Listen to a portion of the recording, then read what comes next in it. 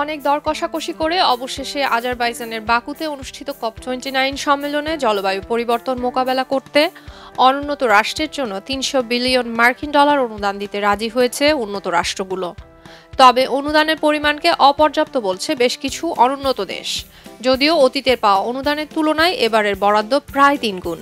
টানা ৩৩ ঘণ্টা আলোচনার পর আজ স্থানীয় সময় ভোর ৩টায় এই সিদ্ধান্ত গৃহীত হয়। সম্মেলনের শুরুতে ১০০ মিলিয়ন ডলার দেওয়ার কথা জানালেও দীর্ঘ আলোচনার পর চলমান জলবায়ু সংকটের কথা মাথায় রেখে ৩০০ মিলিয়ন ডলার দিতে রাজি করানো হয়।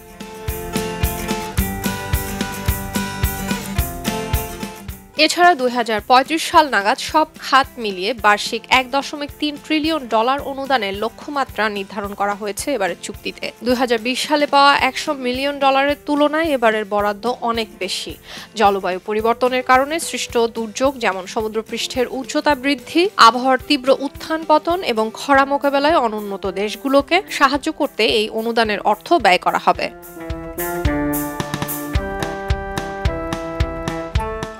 তবে ছোট এবং অনুন্নত দেশের কূটনৈতিকরা অনুদানের পরিমাণ নিয়ে মোটেই সন্তুষ্ট নন। অনেকে প্রতিবাদ করে আলোচনা থেকে বেরিয়ে চলে যান। উন্নত রাষ্ট্রগুলো অর্থপূর্ণ সমাধানে আগ্রহী নয় বলে অভিযোগ তাদের। COP29 অনুদানের সিদ্ধান্তে জাতিসংঘের জলবায়ু বিষয়ক প্রধান বলেন, এটা মানবতার জীবন বীমা। তবে ভারত এবং ছোট দ্বীপ রাষ্ট্রের জোট এই অনুদানের প্রতিবাদ করে জানিয়েছে, অনুন্নত দেশগুলোকে যে ধরনের দুর্যোগ মোকাবেলা করতে হয় সেই তুলনায় অনুদানের পরিমাণ খুবই নগণ্য।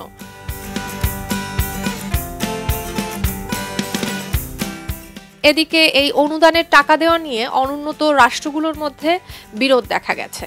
ইউরোপীয় ইউনিয়ন এবং যুক্তরাজ্যের মতে চীনের মতো উঠতি অর্থনীতির দেশগুলো বর্তমানে জলবায়ু পরিবর্তনে বেশি অবদান রাখছে, তাই বেশিরভাগ অর্থ তাদেরই দেওয়া উচিত। নবায়নযোগ্য জ্বালানি উৎপাদনের মাধ্যমে জলবায়ুর পরিবর্তন সামলানোর পরামর্শ দেন পরিবেশবাদীরা। তবে জীবাশ্ম জ্বালানির ব্যবহার কমানোর প্রস্তাব করা হলে সৌদি আরব সহ অন্যান্য তেল রপ্তানিকারক দেশগুলো প্রতিবাদ জানায়। ফলে এ সংক্রান্ত আলোচনা পরবর্তী সম্মেলন পর্যন্ত পেছানো হয়েছে।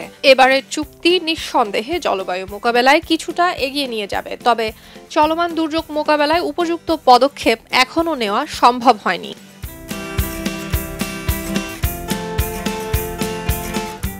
উল্লেখ্য, জাতিসংঘের জলবায়ু সম্মেলন কনফারেন্স অব পার্টিজ COP নামে পরিচিত। এবারের COP-এর ২৯তম আসর শুরু হয় ১১ নভেম্বর, শেষ হবার কথা ছিল গত শুক্রবার। তবে জলবায়ু অর্থ তহবিলে অর্থায়নে কোনো সমঝোতা না হওয়ায় তা একদিন বাড়ানো হয়। অবশেষে দীর্ঘ আলাপ আলোচনা এবং দর কষাকষির পর বাংলাদেশ সময় আজ ভোরে চুক্তিতে একমত হয় COP-এর সদস্য দেশগুলো। সুলতানা দিনা, খবরের কাগজ। এলো খবরের কাগজ, নিখাত, নির্ভীক, নিরপেক্ষ।